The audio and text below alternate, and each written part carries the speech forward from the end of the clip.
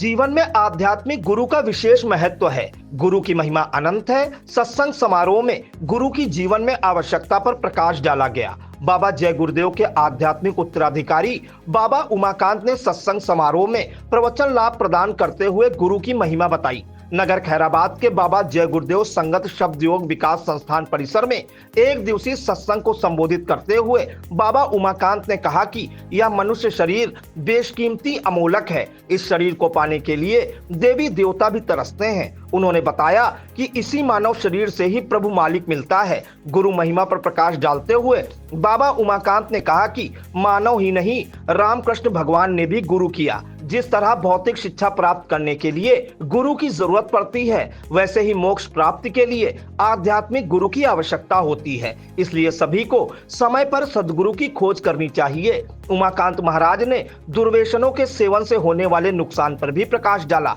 शराब को पापों की जननी बताते हुए उन्होंने कहा कि सभी को शुद्ध शाकाहारी जीवन व्यतीत करना चाहिए। शराब और मांस का परित्याग करना चाहिए। महाराज ने बताया कि 84 लाख योनियों में प्रभु की प्राप्ति नहीं होती।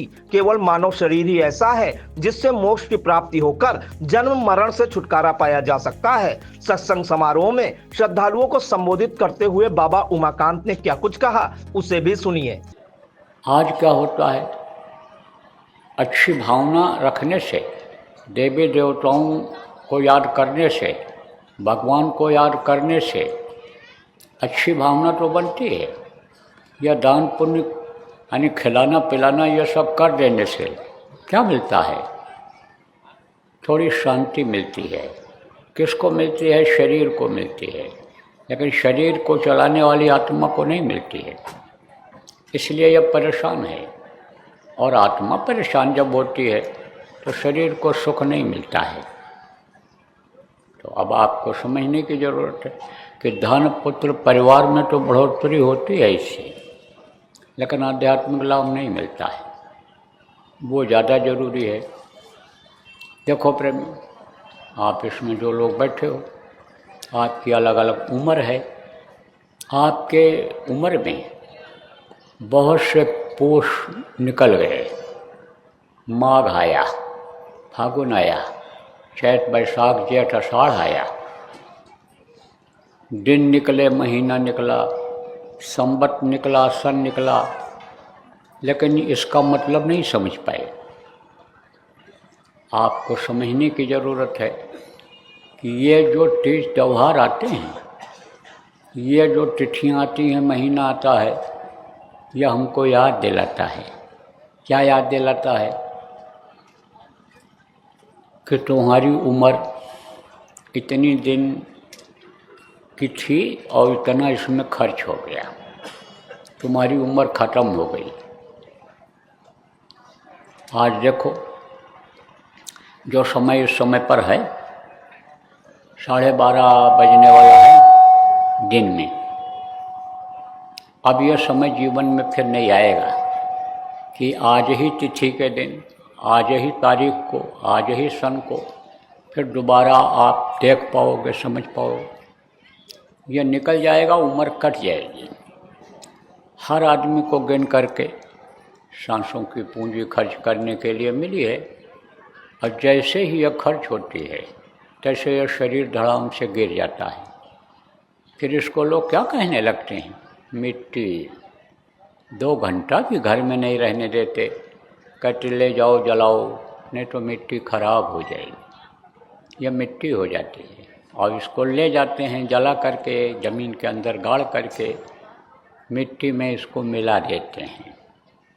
अब कितना भी कोई धन दौलत इकट्ठा किए हो, कितना भी मान सम्मान इज्जत बढ़ाए हुए हो, आखिरी वक्त पर उसके कुछ काम आता है? कुछ नहीं। सब कुछ यहीं छोड़ करके चला जाता है।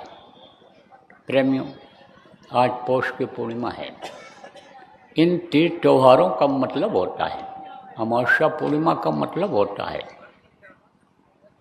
आज पूर्णिमा है, किसका? पौष पूर्णिमा। पौष किसको कहते हैं? आप ये समझो कि पूष जिसको कहते हैं ना, फूस, फूस किसको कहते हैं? घास फूस को। ऐसे आदमी को जैसे घास फूस जम जाता है, ऐसे आदमी को भ्रम का भूस फूस जम जाता है अंदर। भ्रम किसको कहते हैं?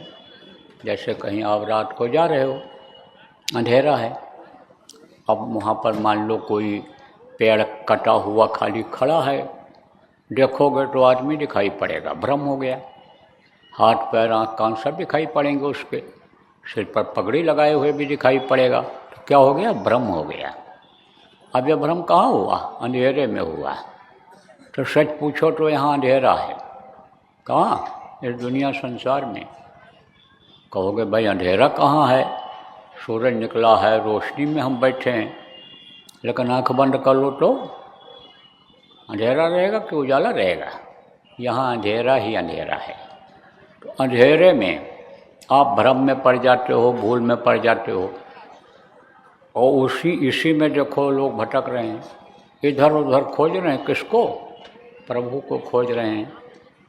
जबकि मुझको कहाँ ढूंढूं बंदे, मैं तो तेरे पास में।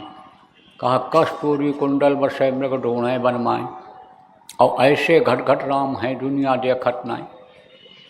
घट घट में वो विराज रहे। और भी आपको बता दें, मीरा ने कहा घट घट मेरा साइया, सूनी सेज न कोय, और बलिहारी हुआ घट का जागट प्रगट होए। सबके घट में वो निवास कर रहा है, लेकिन निवास कर रहा है प्रभु, लेकिन दिखाई क्यों नहीं पड़ता है? इसलिए नहीं पड़ता है कि घट में है सूझत नहीं। गोस्वामी जी महाराज ने कहा ना, उदाहरण देकर इसलिए समझाता हूँ कि आप लोगों के समझ में आ जाए। पढ़े लिखे बुद्धिजीवी लोग जो आप बैठे हो, कहीं ये न सोचो बाबा अपने मन से सब बोल के बता के चले जा रहे हैं। इसलिए आपको उदाहरण देकर समझा रहा हूँ कि घट में है सूझत नहीं। और लानत ऐसे जिन और स्वामी या संसार को भयो मोतियाबिंद।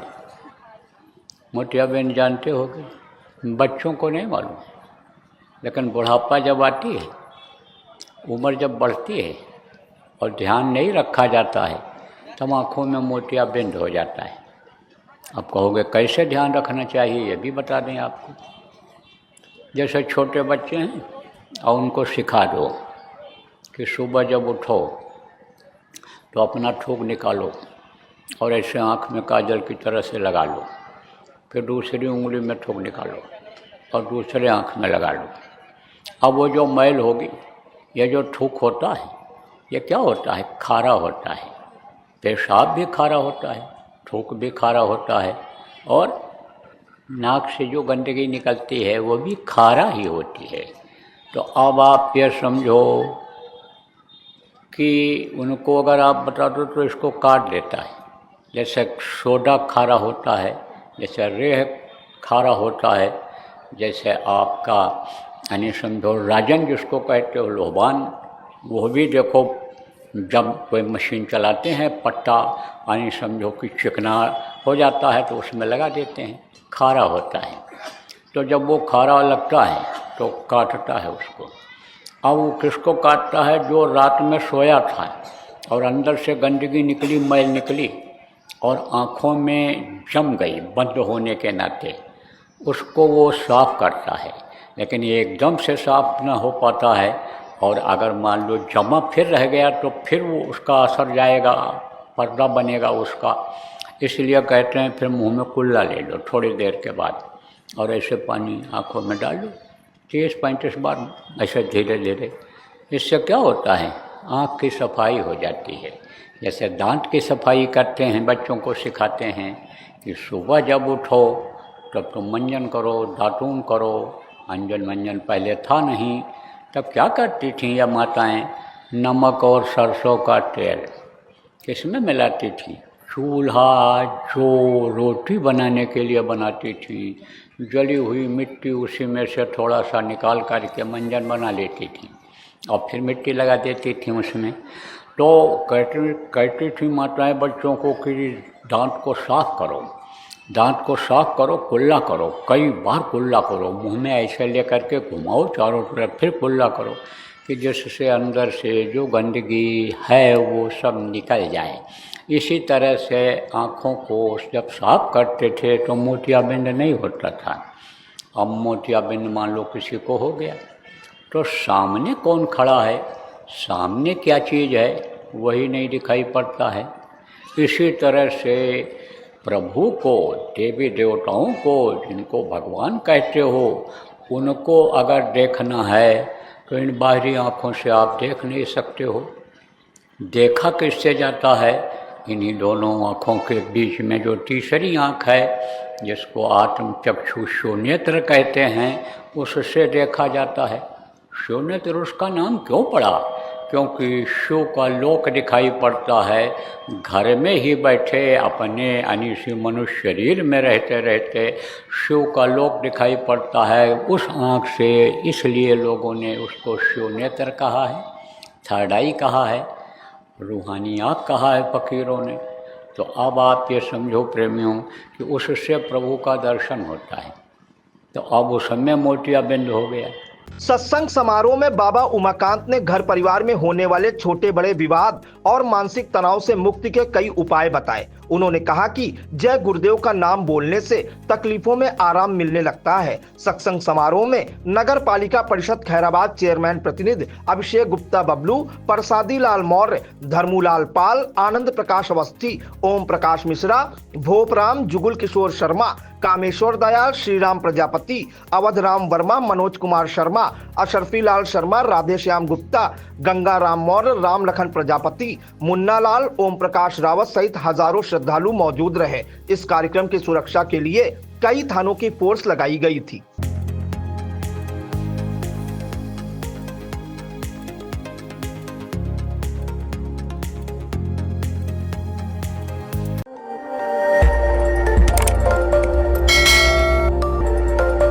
खबर आपकी, नजर हमारी। देखते रहिए आई इंडिया।